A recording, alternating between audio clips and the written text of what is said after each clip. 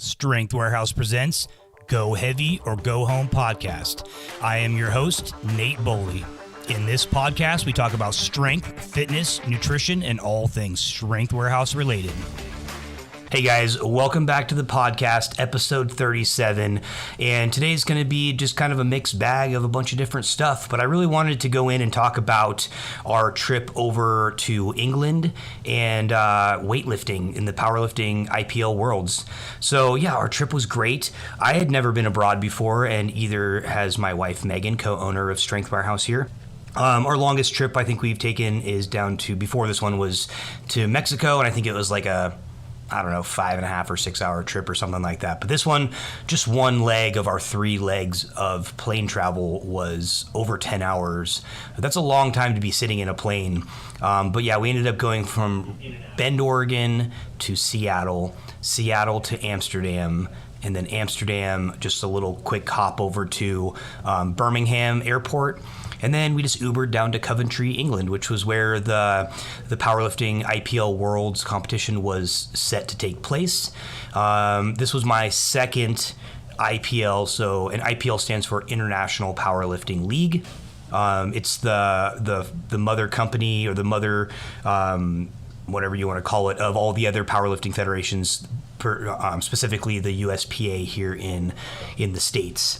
So anyway, it was my second IPL competition that I was able to referee, which was super awesome.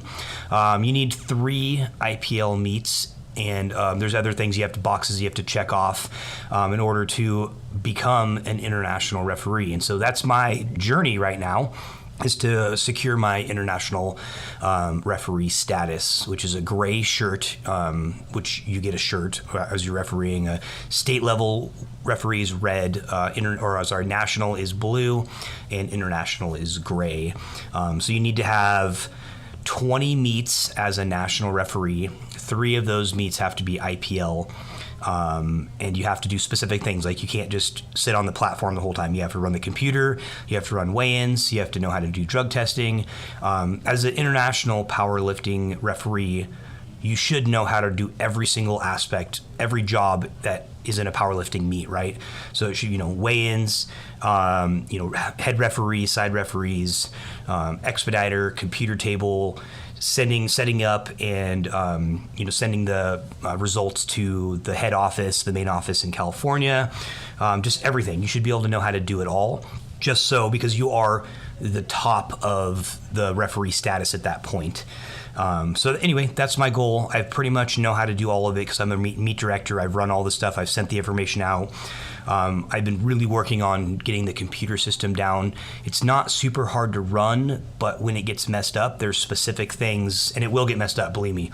There's specific things you can do to get yourself out of that situation, and you have to know how to do it in a time crunch, because everybody's waiting on you. If the computer system goes down during a meet, it doesn't run very well. You can still keep it going with cards and whatever, but it's really the anchor of the powerlifting meet. And so when it doesn't work, there's people that are kind of hovering over you and telling you that you need to get it done quickly, and so it can be a little bit stressful. But holding down a calm attitude and just one step at a time, so you don't make more mistakes, is really, really what you should do and what you should strive for. But anyway, let's just jump into the actual powerlifting meet. So it was 5 days long, Wednesday through Sunday. We had one lifter, Janet, on Wednesday, and then we had one lifter on Saturday, and they just have different weight classes. So Wednesday is like lighter people, and it just kind of goes up through there. Sunday was the heaviest people.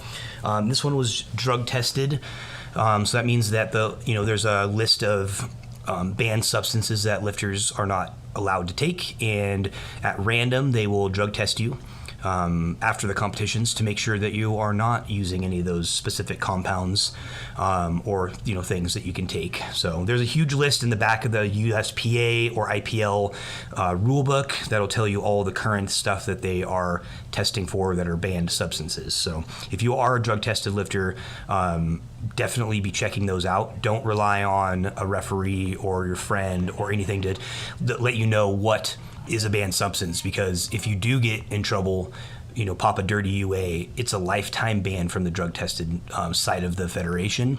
And to get back into being able to do the non-tested federation side of the USPA and IPL, you have to pay a $500 fine. So it's very extensive, and also you go on a list of registries that any competition, any type of weightlifting competition people can see that says, hey, you had a bad drug test. So this happens a lot where people are maybe on some type of hormone replacement. That is not a reason you cannot compete in the tested division if you're on any type of hormone replacement. So just so you know. Anyway, Janet was our first lifter, and we got to Coventry Monday morning at like 8 in the morning, and which was about 8 hours difference from where we are in the United States in the West Coast. So we were a little bit jet lagged. We slept most of Monday, and then it was weird because I couldn't sleep at the nighttime because I slept all day. So I was up at nighttime. So it was kind of like this revolving circle, if you will, and you have to kind of push your boundaries on how long you can stay up so you can actually sleep during the night and get acclimated to how the time is over there. Tuesday, I helped weigh-ins in the morning. I was still a little bit tired, but I got weigh-ins. Something I didn't realize in the IPL, and it just didn't come to my mind, was there's people from all over the world coming to this competition, and they don't speak English.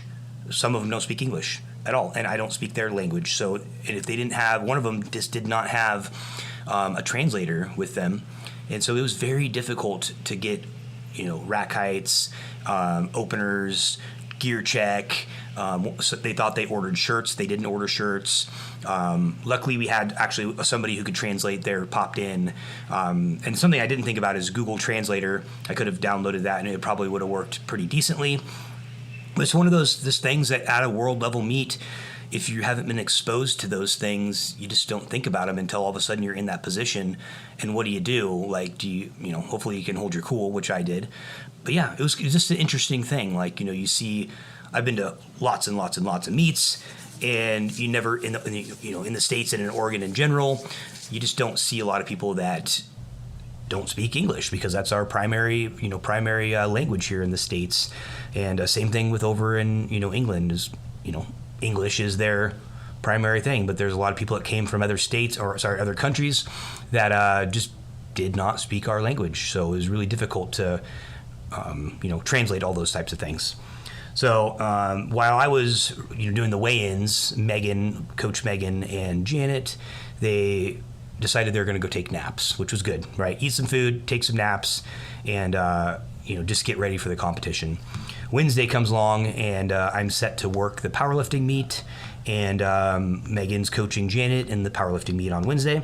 And I'm not, it was definitely one of those things where I tell all my lifters this, and anybody who asks, like, powerlifting is really the wild, wild west. There's you don't know what you're going to come up against. Each meet director runs a meet slightly different, and then you have to think about, hey, I've traveled 24 hours.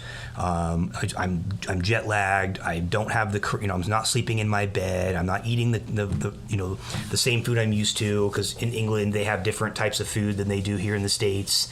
You just don't know what you're going to come up against.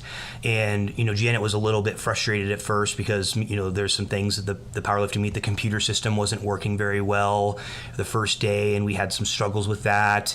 And just little things here and there. There wasn't, there was a ton of people trying to warm up, and Janet was only her third meet. So she was a little bit frustrated, but we ended up making it happen.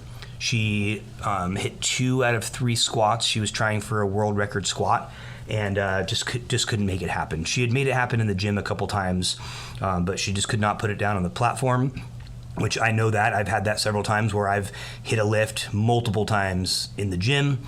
On day of platform day, can't make it happen. But she does get another chance here in about 3 weeks to do it again. So we're excited to see how far she's come, and hopefully she can put it together on the platform. Then she did bench, and she did very well on bench. I don't think she got any records or anything like that, but she got all 3, and she, I believe, PR'd her bench.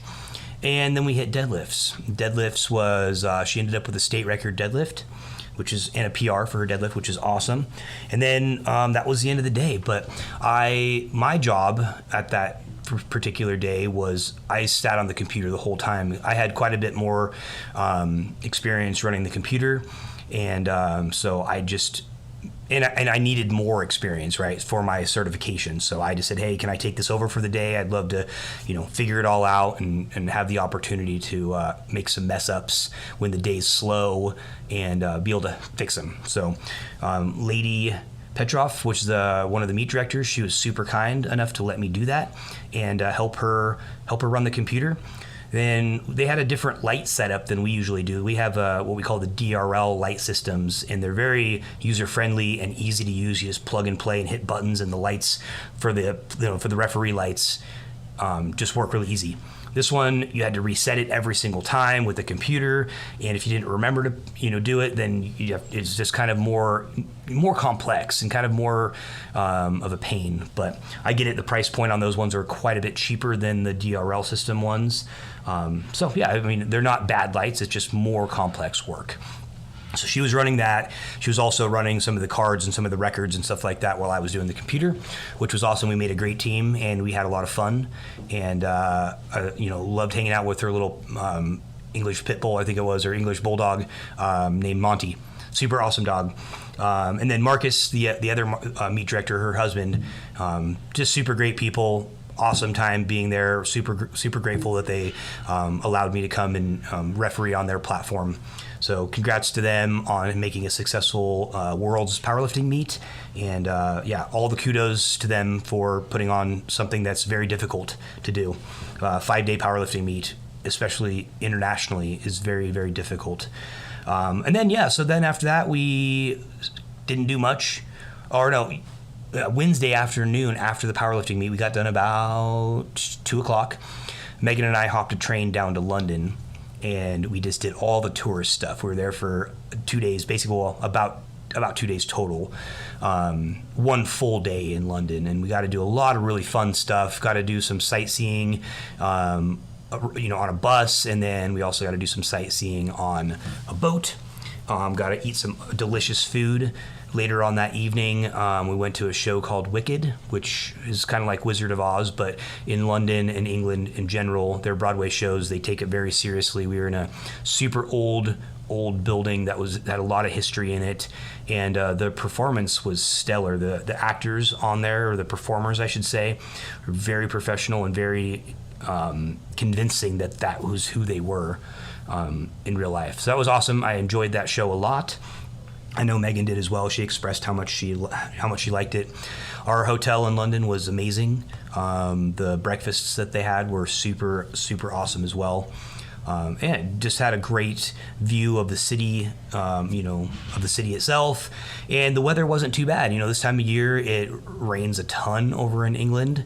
And it's cold and kind of drizzly. And we got some really nice, hour or two here and there where the clouds had parted and sun came down, and we were like taking off our jackets and stuff. And then about 20 minutes later, it's pouring down rain again, and you got to put your jackets back on and all that stuff. But it was a great time, and I would definitely like to go back and maybe do more of a family type tour where we get maybe 4 or 5 days in London, because I know there's a lot of stuff we didn't see that I would like to see and experience in the London area.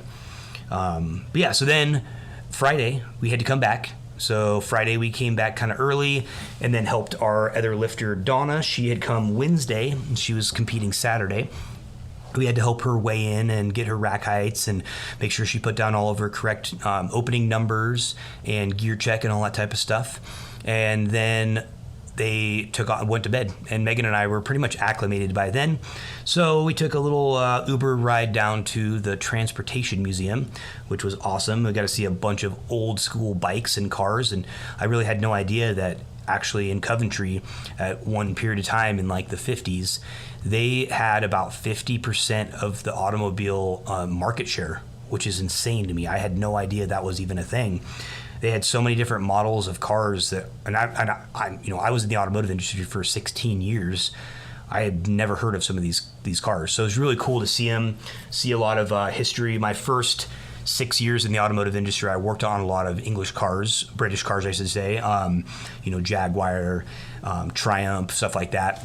So it was really cool to see kind of like their history and stuff like that.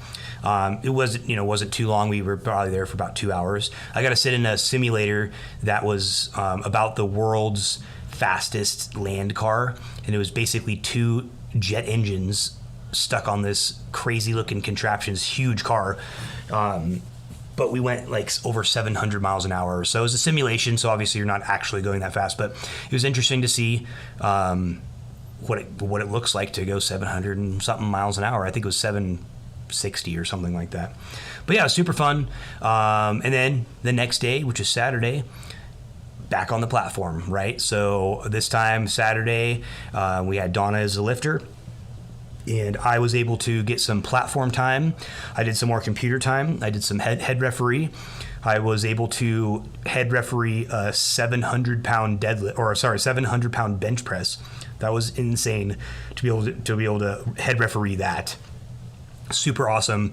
The guy tried for a 760 and just barely missed it. So I got to do all 3 of his lifts. Head referee is 3 lifts, which is super cool. Super stoked to be a part of that epic amount of weight on the bar. Donna ended up with a national record squat, I believe. I believe she got a national record bench, tried for a world record bench, and just barely missed that.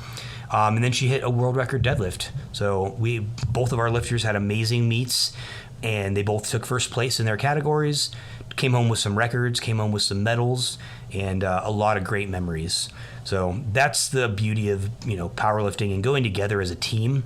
I mean, I've been to powerlifting meets alone. It's okay, whatever. You go as a team, you have fun, you stay in the same hotel, you guys go out to dinner, Uber around, whatever. It's just such more of a better experience, and that's what we've tried to cultivate at the Strength Warehouse, is just a family of people, of like-minded people that are wanting to just progress and have fun and enjoy experiences together and just go rip some weight on the platform. But yeah, then so Saturday, we hung out Saturday night, had dinner with Team USA, because Donna, our Saturday lifter, she was a part of the Masters USA team, which was a super awesome pleasure for her to be able to have that. And head coach Kyle from Kabuki Strength, he's an amazing head coach for the USPA and Team USA. And he and my wife and me all worked together to make sure that Donna had the best experience possible for Team USA. Team USA took first place. We won. Everybody on there did such an amazing job, especially from, traveling abroad. There's people from California, Texas, Maryland, Montana, Oregon, all over the country. So we're all coming together and, and competing as one team. It was super awesome to be a part of that. And then we had dinner together where, Kyle and then the president, Steve Dennison, also gave a speech about the USA and powerlifting, Team USA and powerlifting. And it was just super awesome to be a part of that crowd and that group at that dinner. Then we went to bed, and the next morning we had to get back up, and Donna and Janet stayed for a few more days in London, and Megan and I took the crazy trip back. So ended up Ubering to the Birmingham station. Then we went to, got through, it was really busy, and we were like, okay, we're all of our, cushion time cushion that we had allotted is being eaten up quickly. We finally got into the airport past security, and we saw on our phone that there was a delay in the airplane. So we're like, okay, cool, we'll sit down and eat some food, eat some breakfast, and we just get our food, and we're starting to eat it, and I just hear this little tiny slight sound. It said, last call to Amsterdam, last call to Amsterdam, and I'm like, that's weird. I was like, it says we have a 30-minute delay. And so I was like, hey, I asked Megan, I was like, hey, what's the flight number? So I go out to the screen where you can see all the flights, and sure enough, our flight is boarding right now. And we were like 5 gates away, hadn't got our bill yet. So we rushed, paid the bill, stuffed our face with a couple more bites of food, and then hightailed it to the thing where basically we were one of the last people on the plane. So we almost missed our first leg out of England. Make it to Amsterdam, where we got some lunch, And we were there for about an hour and a half, I think it was, and then got on the big plane, the Airbus 330, with about 400 people, and did a 10.5-hour flight all the way to Seattle, which I didn't realize this, but actually from Amsterdam to Seattle, you think you just kind of go straight, right? But no, they go this weird, crazy arc up into over Iceland and over Greenland, and then through Canada, and then we end up in Seattle. But it's the curvature of the world. Apparently it's smaller on the top, so that makes sense. They're saving time and fuel and all that type of stuff. But long trip, very long trip. We get to Seattle, and then we have a 5-hour layover in Seattle, right? The first thing we do is go get dinner, because it's also like at that time, it's about 20 hours since we started our trip. And so we got some dinner, watched a football game in this bar, and then we kind of just hung out and, moseyed around for a little while until we got on the plane from Seattle back to Bend. And it was pretty uneventful at that point, and just got back at about 11:30, and that was it. And then you're a little jet lagged coming back. Not as bad as going there, but on the way back, you still get a little jet lagged. But overall, it was such a great experience to be a part of going and competing abroad.